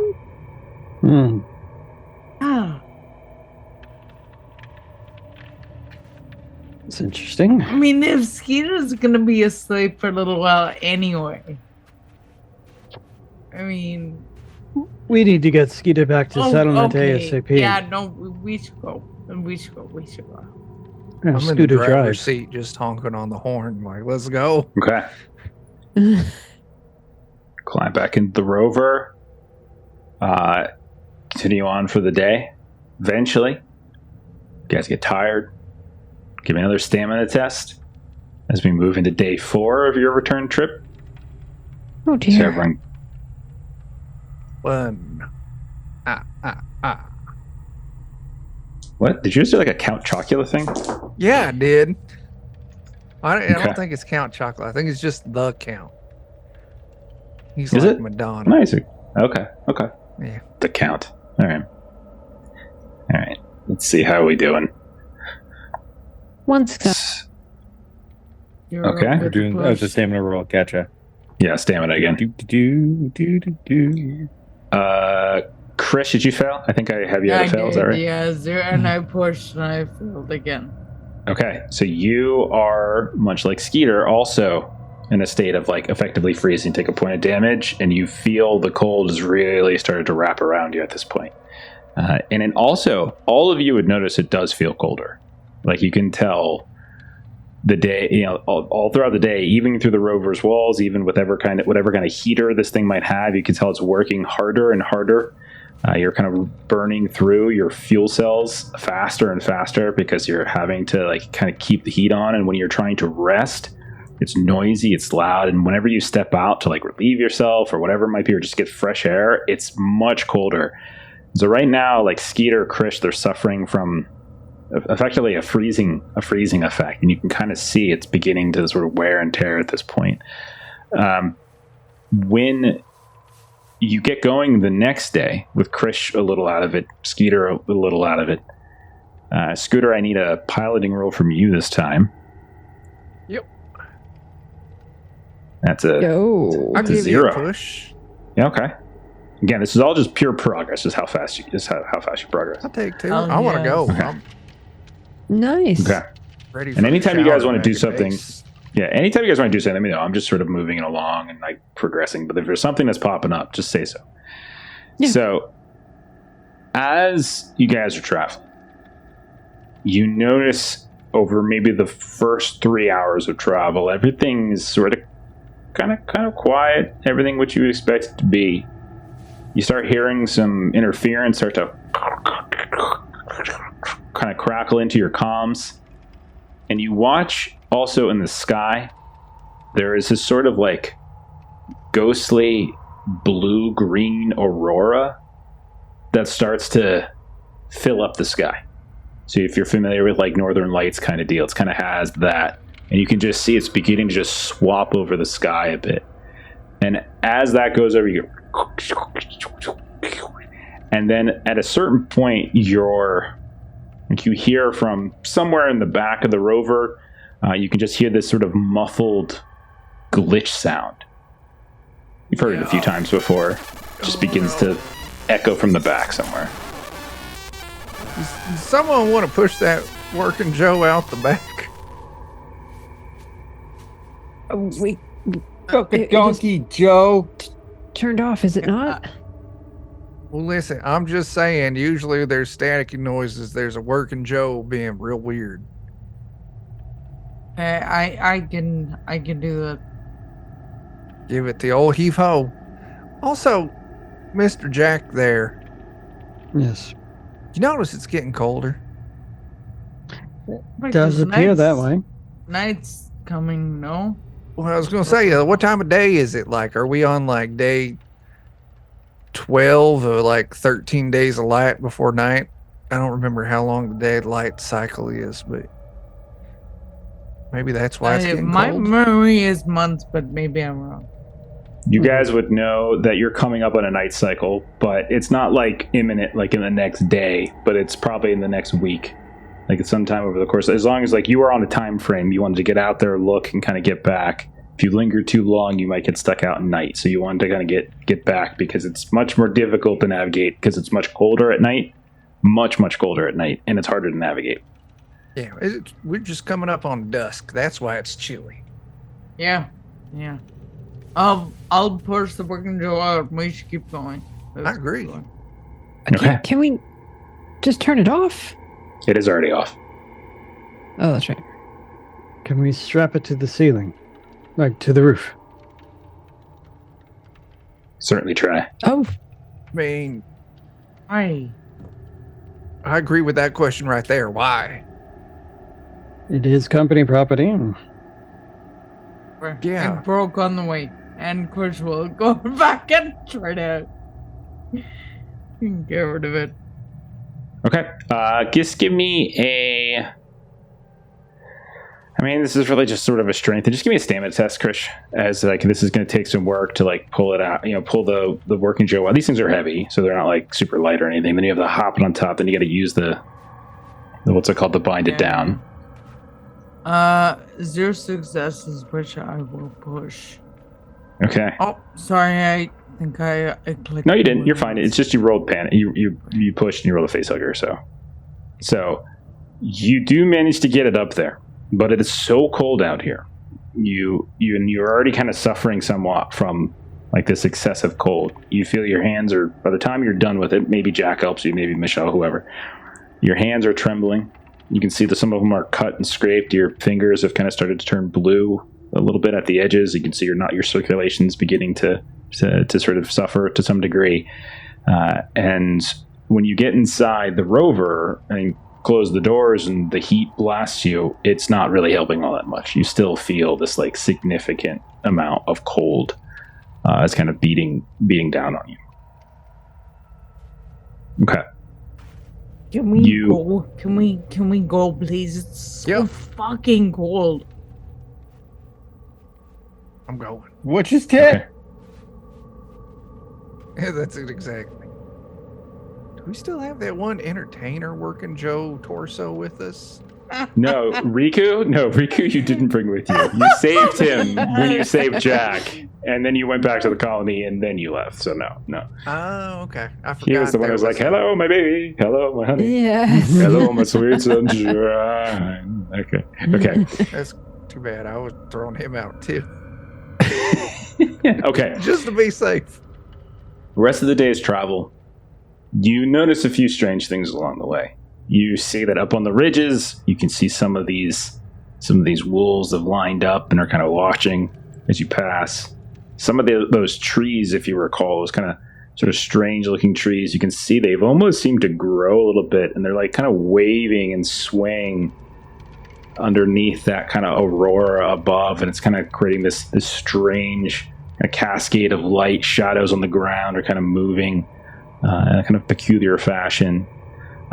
You notice too that in the distance you can see like some of the mist, the fog and stuff around. You can see it swirling a bit, and you see shadows in them, like poofing out of one of those misty shadows. You see one of those large kind of flying lamprey-like creatures that you'd seen before, kind of peek out for a bit and then disappear back into the mist. All of like the wildlife seems to be getting a little bit, is acting very peculiar and very strange. You bunk down again. Eventually the day passes. It's a very long travel. You guys are like a week out, but you're pressing. I think you're pressing to get back as fast as possible. Skeeter's condition seems to be worsening. Chris is feeling extremely cold. Most of the rest of you are kind of hanging there. You can tell that Morgan's concussion has been bothering her as well. She's been very quiet. She hasn't really been feeling like talking. So everybody go ahead and give me another stamina test.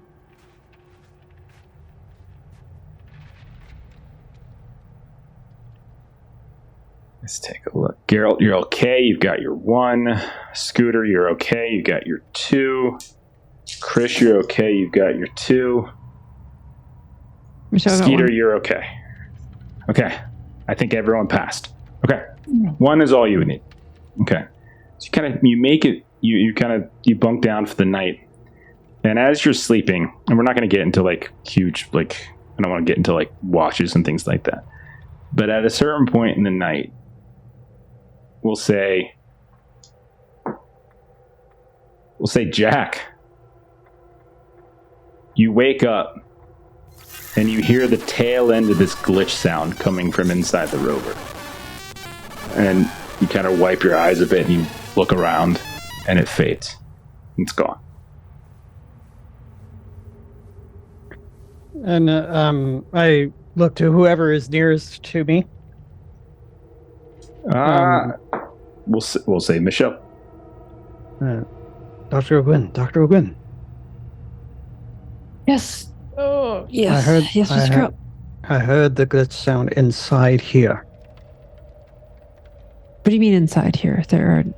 We didn't Krish push the working Joe out the back yesterday? Yes, but I am confident it came from within. I start waking other people up.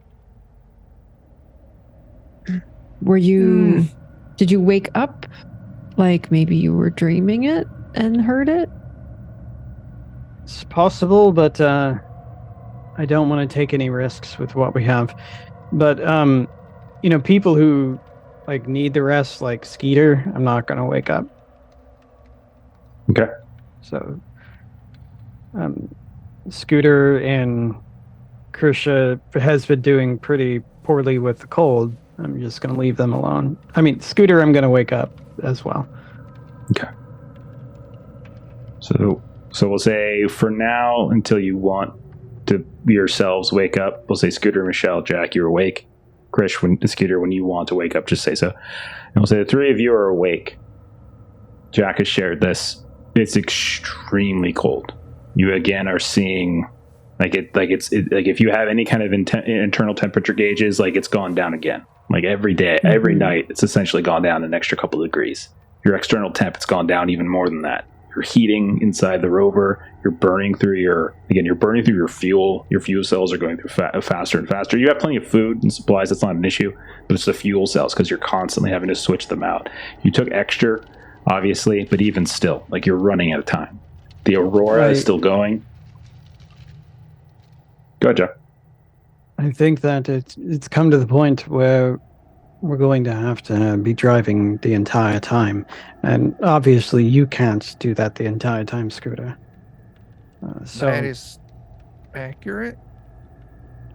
I have driven one of these before, but I wouldn't say I'm particularly skilled at it. But I could try and drive. Michelle, how are you behind the wheel of one of these?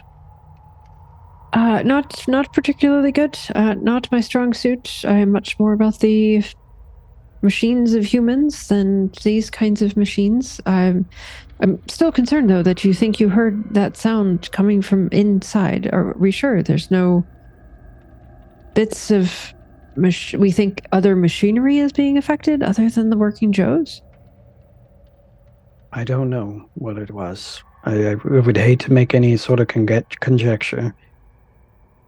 But I would like to look over some things. So I'd like to see if I could interface, if there is such a thing, like a diagnostic screen with the rover itself. Mm-hmm. To see if I can gather some info on it. Okay. So Scooter, give me a pilot test, and then Jack, you can give me a comm-tech. All right. As you start moving along. And again, anytime Skeeter or Krisha, you want to wake up, just say so. Okay. All was success. Okay.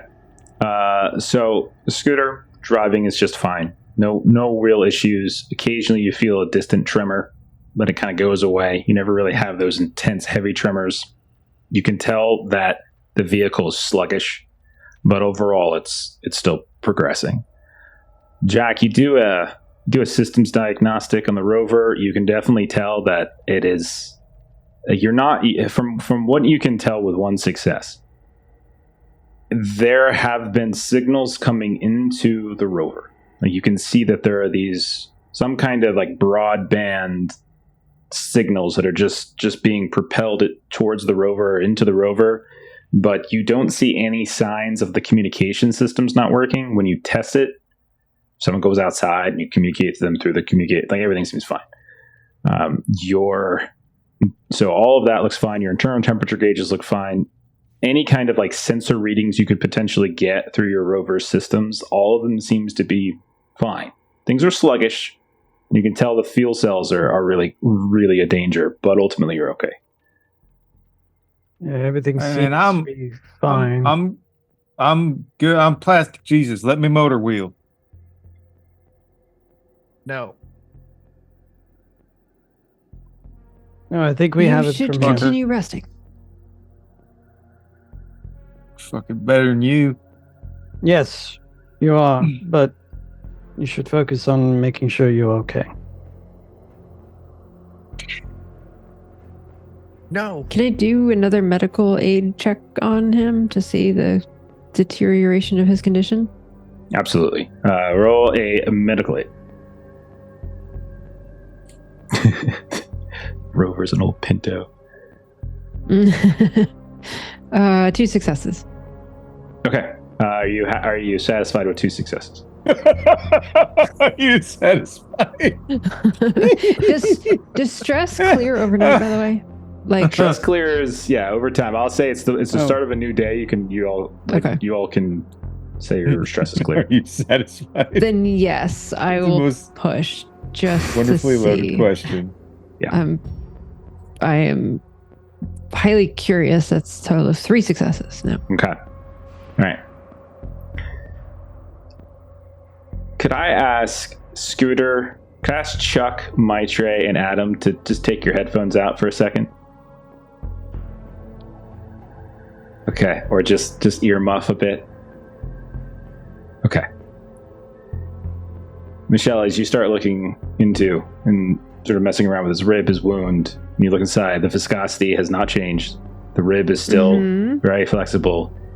You see the underlying organs beneath the rib are intact. But what dawns on you as you start, it's all synthetic. The blood, the skin, there's no signs of it healing. There's no signs of it, of blood coagulation. This all looks like it's completely synthetic material. Everything good? Go ahead and roll. Go ahead and take +2 stress, and then roll a panic test, Sure. Michelle. This is not. Nope. This is not. I just said 5 minutes ago. Human machines.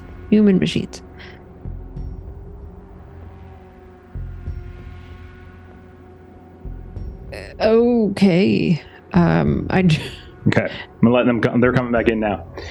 So, any of you that are in the back in the Rover, as Michelle is messing around with Scooter will say you're up driving. Hey. Chris, maybe you were kind of dozing in the shotgun. So we'll say Jack, Michelle, you're probably in the back with Morgan, with Skeeter, and with Michelle. Michelle, your hands are just shaking. Suddenly, whatever you're holding in your hand, whatever diagnostic tool you have, you just drop it on the ground, and there's this loud clanking. This is that bad, Doc? What? This is what it. And she just looks to Mr. Girl. Yes. Did you know? Did I know what? And she's just furiously pointing. I Look, look at that's where not- she's pointing. I'll do the fucking breathing. If you're gonna do it, just fucking do it. It's the wound. What's happening? I don't know. I think she's gonna push my rib again. That's not. I want my Those baby back, baby. Did I know Those are what? synthetic. Look, What's in that? What? all of it, and she's just pointing at his ribs and beyond. And then What? do I see the telltale signs of a synth where now that she points it out? You can roll That's not medical fucking funny. aid. You can roll medical aid. She's going for Yeah. her gun. Roll That's medical just aid. not funny. Don't say that. Geralt, you look down and you can see it's red blood. It doesn't have quite the viscosity that you've seen. It's not- You've seen higher end models, not Working Joe's, but higher. It doesn't have that white fluids and things like that. It looks, to your layman medical knowledge, with 0 successes, this looks it looks fine. I know that there are some synths that exist with red blood, but I've never seen it. Are we No. fucking being serious right now? This is very serious. And she looks over to Scooter. This is your brother. Check out my wound to orifice ratio. I'm gonna put this thing in park. I'm like, I'll get to the bottom of this right now. Okay. You put it in park. No problem. Should I take over? Because we do need to get back. When you start Not until driving, we figure this the fuck out. And I'll start driving, and I drive very slow because I'm a very cautious person, but at least we're making some movement. Okay. So Jack drives Miss Daisy. Go ahead. Yeah. What the Yeah. hell is going on? I just want to get home. all right. Uh, I look at the Yeah, blood and I such a see fucking blood. headache. You see blood. You can roll a medical aid test. Anybody else who wants to roll a medical aid test to try to understand whatever it is Michelle is seeing, go ahead. If there's anything I'm better at than fixing machines, it's fixing people. So I got this. Oh, I actually rolled that was a mistake right there. 2 successes. Two Are you successes. satisfied with 2 That's successes? Four pretty dice. good, actually. I'm gonna push it. Damn. Go ahead, Oh bud. shit! Oh boy. Oh boy. Ah, he got That's another 3 one. successes. Wow. Oh Grace. my gosh. You rolled I'm a freaking doctor better now. than I did. Scooter, you notice, like you've had injuries before. Like you're a guy who's messed with machines. You've got a finger caught in a gear. You've had burns. You've had cuts. You've had bruises, and like you might not be a doctor, but you have quite certainly had to patch some stuff up before. He's not patching up the way he should be patching up.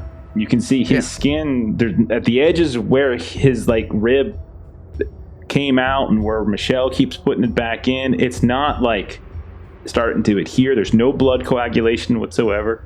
The blood's thinner than it's supposed to be. The rib is all kind of like, it almost feels plastic or synthetic in some way.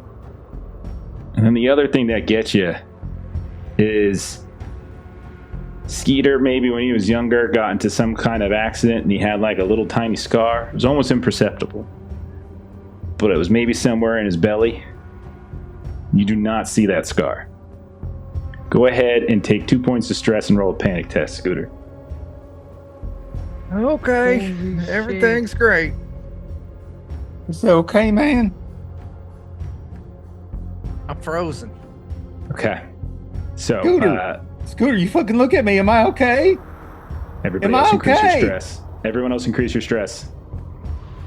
Oh crap. Fucking answer me. Am I okay? And Fucking Michelle. answer him, Scooter. Frozen. No, I know. Uh, Shit. Just not. Fucking Listen. answer me. No one else. I asked Mr. Girls to look at him, and he couldn't see anything. I need you to tell me. So she's going to try to do like a counselor, like a command skill, to try to get Scooter out of this because she needs someone else to confirm what she's seeing. You step over towards where Scooter is. Skeeter has grabbed Scooter by the shoulders and is sort of shaking him like, am I okay? Am I okay? And as you try to do that, and Skeeter is kind of, am I okay? You see Skeeter's mouth opens, words don't come out, but instead you hear this glitch sound just start cascading out of his mouth. Krish, Jack, go ahead and take 2 points of stress and roll panic. Michelle, Scooter, both of you can take another stress on top of this, as it's now coming out of his mouth. Gosh.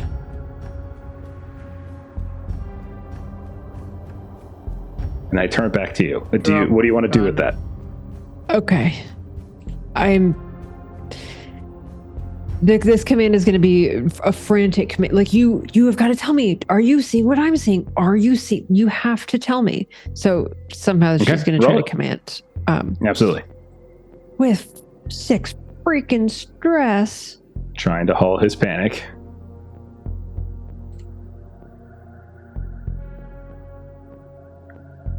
Okay. 2 successes and I scream. So I do succeed.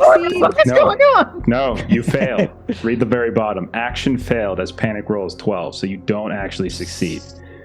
Scooter man. is Which kind of makes frozen sense. in panic. Michelle, you try to get through to him, but he won't talk. You're just kind of shaking him. You hear the glitch sound coming from Skitter's side, and you just start screaming and screaming. And like, Jack, I need you to make a drive. You're driving now, right? You started the Rover back. Oh, yeah. Go ahead and give me a pilot test. And I'm gonna say take a -1 on it because there's a lot of crazy shit up in the back. Yeah, Chuck, what's up? I just also in that thing there. Every friendly character who hears you scream must make an immediate panic roll. Do I need to do that again? No. I think so because it could go even higher for you, Oh and my then God. Chris We all and Jack need need to to do as that. well. Yeah. Geralt, you do keep control of the vehicle as you're driving. Okay, so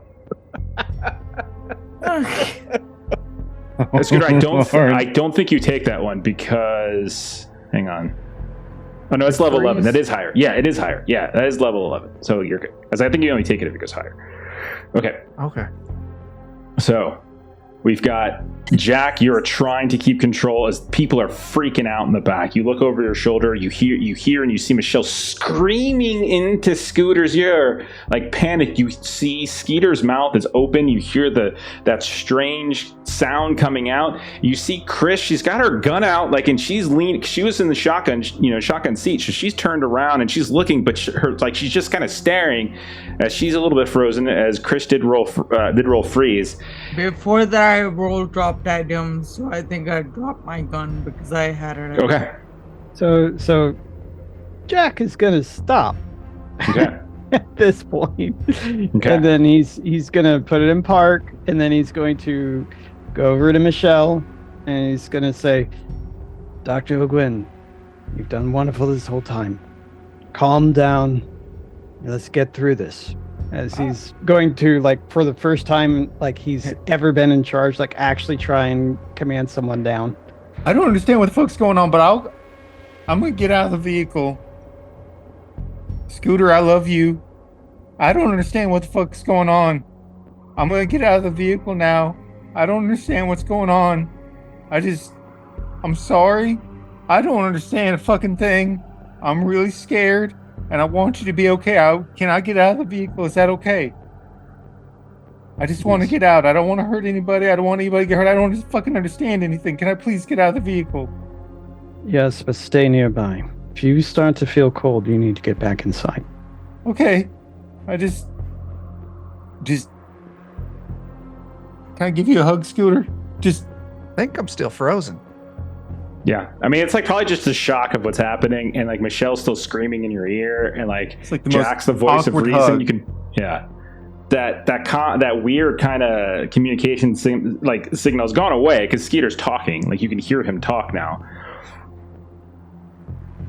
So you see this awkward like limp hug as Skeeter does it, and Scooter, you just kind of hold still, like you're a teenager who doesn't want to be hugged in public, and then Skeeter gets out. Is that right? Yeah, I'll get out. I guess I'll walk along. I'll stay close, or maybe like, do we have any like scrap metal? Maybe I'll just like slide behind y'all or something. I don't know. And are we still panicking, or are we kind of able to? I need Jack to. If Jack wants you guys to stop panicking, I think Jack needs to roll command test. I'm gonna get out. Oh, Like that's I'll right, just, command test. I'll see if I Okay. can find something to sit on and drag behind y'all. Yeah, I And was basically, like, Skeeter will, because I had that like tow winch type thing.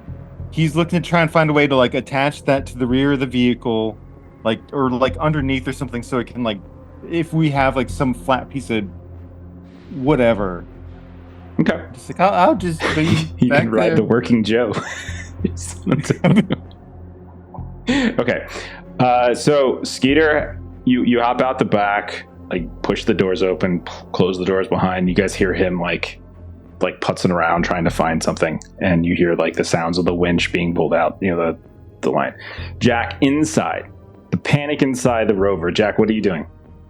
he's trying to talk to people and remind them of the good job they've done and all that in order to calm them down. And we're just outside of home. We'll make it. Just need to hold things together. So make Okay. a command roll. Make that command roll. Okay. Okay. Since Morgan's at the back with Scooter and Michelle, can she do anything to combat their frozen?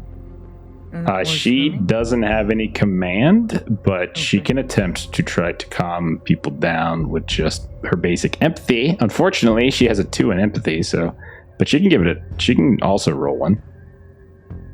Her stress is kind of high though, and that stress helps. So I'll say between Jack, because you got 1 success, and Morgan, who's now coming out, like she's been dealing with the concussion. She's probably just been confused as hell. And she's just like reaching out, kind of grabs Michelle by the arm. Yelling is not helping the situation. Quiet voices.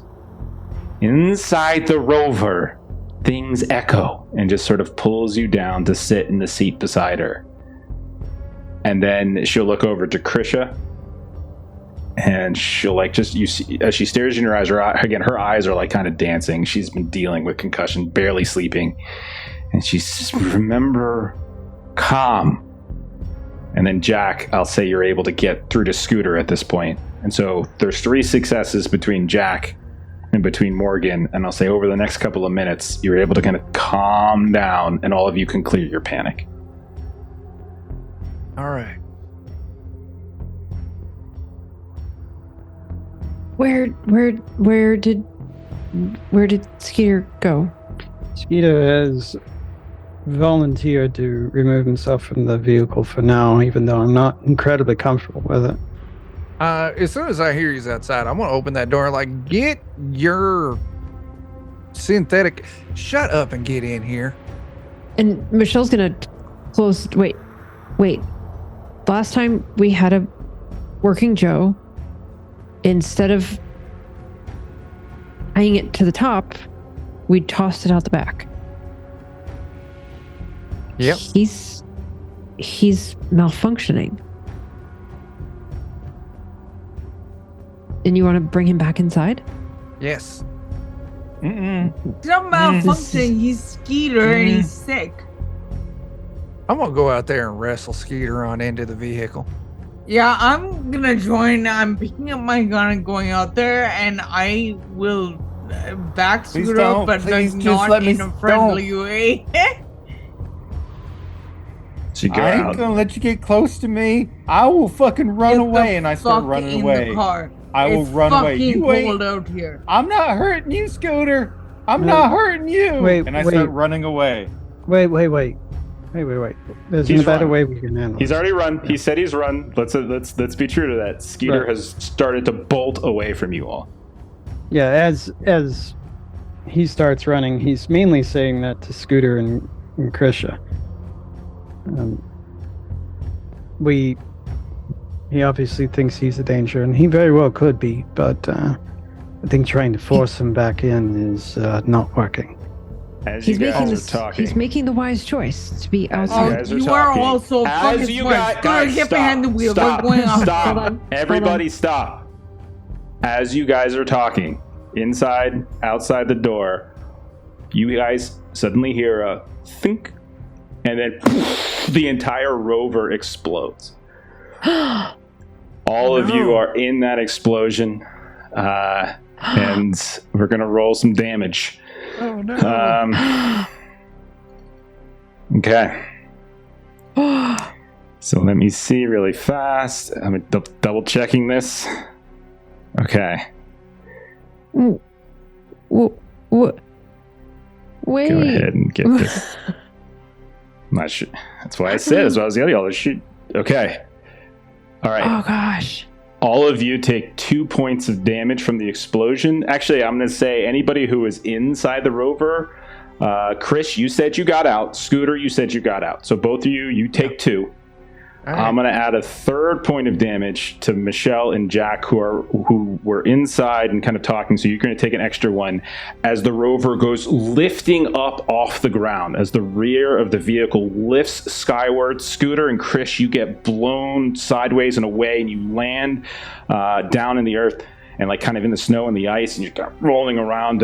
You look back and you can see that the Rover has now like the very back of it, because the door was open. The doors have been blown wide and asunder. You can see the track underneath the Rover has split off to the side, and on the right side of the vehicle it slumps down. You look back and Michelle and Jack are inside, and it kind of got slammed around. So anybody who has armor, you can still roll your... Actually, no, you can't. I'm sorry, it's not an extra 1 point, it's an extra 2 points for the people inside. So Michelle and Jack, you took 4 points of damage. I apologize. The damage is armor piercing. So if you have armor, I think you have it for armor piercing. So if anybody has armor that you want to roll, go ahead and roll it, but roll it in half. If you only have one. Okay. If you only have one, like, do you You get can roll any a at all? 1. Go ahead and roll a 1. I don't remember what happens if it's round down or up, but you can go ahead and roll 1d6. Even if I did roll that 1, I would still be at 0. So Okay. yeah. All right, so we'll just let it go. Michelle, what about you? Yeah, I'm at -1. Okay. Both of you go ahead and roll critical injuries. Scooter and Krish, Right. how about the two of you? Both of you took 2 damage. How are you two looking? I'm good. 6. Okay. All right. So Krish, Scooter, both of you took some damage. You get up, you look, and you see the back of the vehicle is on fire. You can see the walls have kind of caved in upon itself. The track is blown off sideways. You can see the doors have gone in different directions. What do you want to do? Gonna go Run get towards my the Rover. friends out of the wreckage. Yeah, sorry to talk over you, Chuck. I think we're both doing the same thing. I yell for Skeeter too. You Like, both "Help!" pull Michelle and Jack out. Jack, you can hear, is groaning and mumbling. But Krish, as you pull Michelle out, you see a giant chunk of shrapnel has pierced right through her heart. Her eyes are looking in 2 separate directions. Michelle's dead. Go ahead and take a point of stress. Oh, Both of- God. Both of you roll panic. Oh.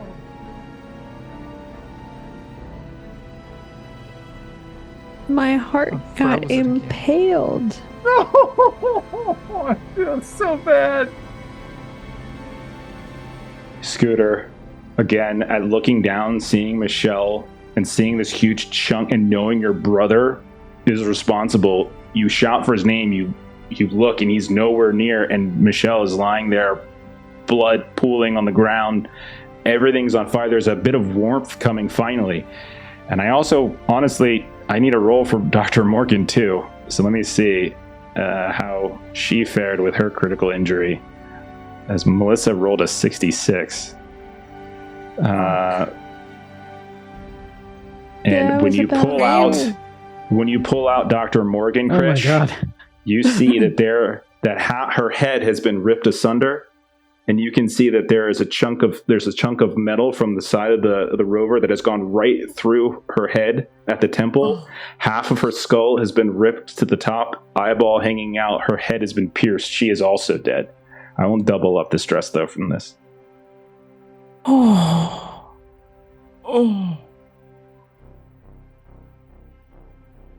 What do you guys do? I think Krish, you have control of yourself. Jack, Shit. I'm gonna say Jack, I know you got some broken ribs, but you can still talk, you can still see, you're not knocked unconscious, we'll say, but you have your broken ribs. As you're pulled free, you can see the 2 bodies lying next to you. Michelle and Dr. Morgan are both dead. Mm. Oh god. What happened? Jack, boy, you gotta get back. You gotta get back. And she's sort of tugging at him and scrambling back. Yeah, like the Rover's only gonna blow. Rover's gonna blow up. It's gonna blow up. It's gonna blow up. We have to go. It is on fire. You do have fuel cells. Yeah. So that's Krish is pulling girls back and calling him Okay. Jackie boy, but not in tone. It's none of that derisive tone that is there. It's this kind of pleading, frantic, like she's calling you by the name she knows best for you. Okay. Is it any way to put the fire out? We have to go. We have to go. Like, he's obviously not fighting, so if you're dragging him, like, She is. Yeah. She is. he's Okay. just saying that. Yeah. Okay. So I think drag- they're just battling at drag- each other. You drag Jack away. Scooter's just kind of standing there looking down at Michelle and at Dr. Morgan, frozen. You hear the sounds of like the fire flickering. So Chris, I'll say you start to drag him away, and you don't drag him more than 5-10 feet away from the two dead bodies before all of the excess fuel cells begin exploding. And if you had waited even Scooter! a couple seconds longer, Scooter might have gotten caught in one of those blasts. So it is extremely cold. You have no ride. Your medic just suffered a pierced heart and is dead. Your scientist and probably backup medic just suffered a pierced head and is dead. Scooter, your brother, Skeeter, is responsible and may or may not be a synthetic and just ran off into the middle of nowhere. Jack, you have a broken grouping of ribs. And we're going to go ahead and we're going to end there for tonight. And we're going to pick up on that in a couple of weeks. Oh my gosh. I'm dead. Oh, I'm dead. I'm so sorry. Look No, at you're Jeremy's face. Man. No, he's Oh, God. not. This shit's No, like he's- camping. Oh, Okay. Oh. Okay. Wow. So- Like hearts are meant to be in throats. Like Mhm. I'm Oh my pretty gosh. sure that's not where hearts go. I have to say, Yeah. I'm glad because like Michelle and Jack weren't really getting along, and like Jack was the buddy at the beginning, and like they were kind of being nicer to each other, and so like it sort of works in the end, and now she's dead. The year of Melissa's characters dying continues. Honestly, You have I had hadn't even thought about we that. need The to have worst an luck. in memoriam at the Yeah, end I of know. the year We for do. just your character. Not my fault. Jeremy did it, and then you rolled the 66. My hands are clean. 100% my fault. I own that. I It was feel awesome. really bad.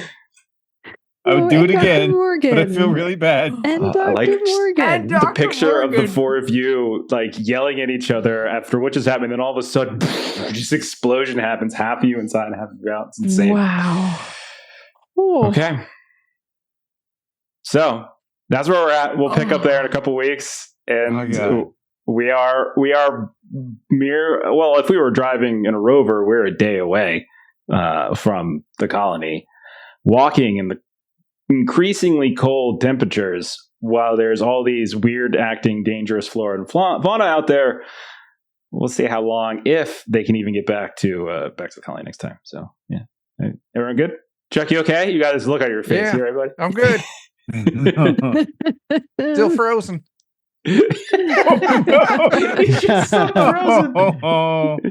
Oh my goodness.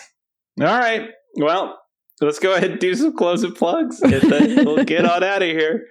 Chuck, That's me. unfreeze for a second. Tell us what's going on with you, okay? What do we got going on Wednesday? We're doing our Night Below campaign using Dungeon Crawl Classics. On Fridays, we're doing our Pathfinder 2nd Edition campaign.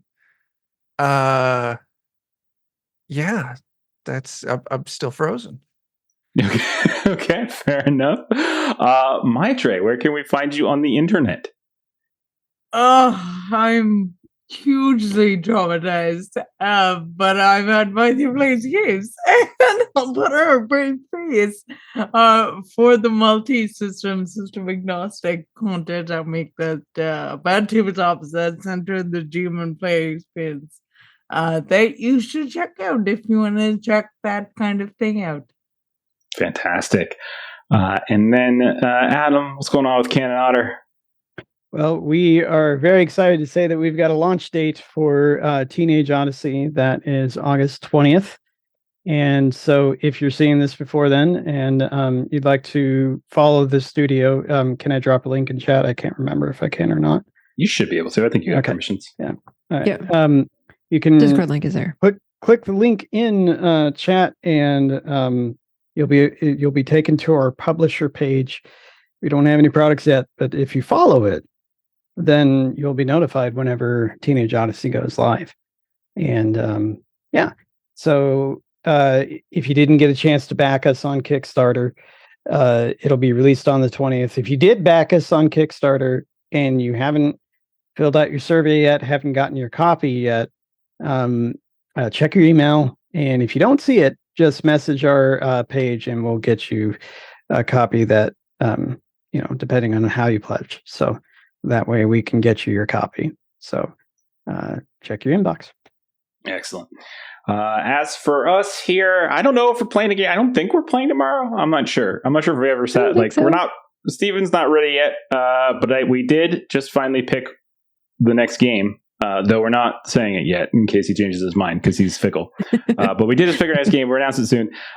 We might do something tomorrow last second, or we might just take the night off. I'm not sure. Which means then our next actual scheduled game is Simba Room on Thursday, where you can see myself and Jeremy and Melissa. Though I think the two of them, I might have to set them very far apart from each other on the screen after the events of this evening. Then on Friday, we've got, what have we got? We got Warhammer 40K, the finale of our Litanies of the Lost campaign. I think that's the plan. So come hang out with that. Saturday, you can see more Call of Cthulhu. We are in the very last episode of Mexico City. That's for damn sure. And there was a cliffhanger in that one with people in peril. Yes. I don't know. I feel like I'm doing it too often. I got to stop doing it. Okay, everyone, you all got your health back. You're fine. And then next Monday, looks like Fragged Empire. We're back to Fragged Empire, where we just tried our space combat for the first time. Had a ton of fun last episode, and we will begin our trek through the Kazoo system. Otherwise, check out the YouTube page, check out Discord, come learn about Huckleberry on the server. And we're going to go ahead and raid Insomnia Night RPG. So go ahead, follow that raid. Have a great rest of your night. We'll see you later in the week. Bye-bye. Bye.